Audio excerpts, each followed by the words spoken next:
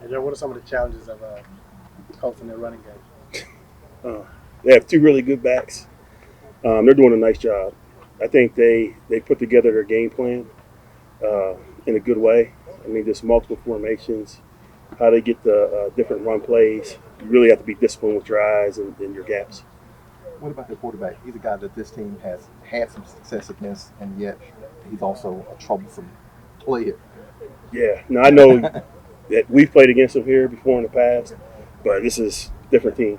Yeah. And I think right now he's playing with a lot of confidence. I mean, he plays with that swagger. You can see it. You can see the guys rally around him.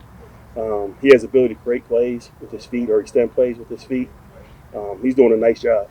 But Joe, this is your first year around Carl Granderson. What about him has kind of stood out for you? He's a big athlete. Looks like a big running back out there. I always talk to him. I mean, how much you weigh? You know, he's 280 pounds, man. If you watch him run around, he runs around like a linebacker.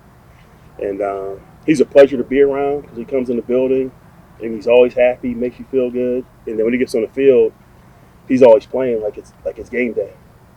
You know. Speaking of big running backs, what'd you get in the trade for Colin Saunders? Nothing. Pleasure of watching him do it. Good block. How did you think Pete Werner did? He said wearing the green dot last game and like playing every down. No issues. Yeah. I mean, he's been here for a while. He understands the defense. He's totally capable of doing it, but we didn't have any issues. What have been some of the issues in getting quarterbacks to the ground? Obviously, this was another game where Trevor was able to get out and scramble. Yeah, and it's a product of what we do. We just need to do what we do defensively better, and that's part of our rush plan. Part of when we bring pressure, it all works together, and that's something an area that we address. So there's some different things we're definitely going to try, but we have to do a better job keeping the quarterback in the pocket for sure. What could you have done differently on the Christian Kirk touchdown? Was that a missed assignment somewhere along the way, or was that just that was a good route? Yeah. That was a good route. This, we can get more guys to the body for him to run that far without anybody else getting him down.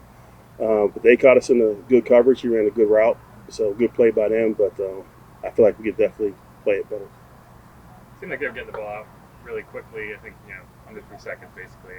Is that from a rush perspective? Is there really anything you can do beyond just get your hands up? Get your hands up, and that's where for the back end we want to be tight in coverage. Obviously based on the call. We want to try to buy time for the rush, but if they are getting the ball out quick, that's where we have to have multiple people running to the ball. And that's what we talk about gang tackling.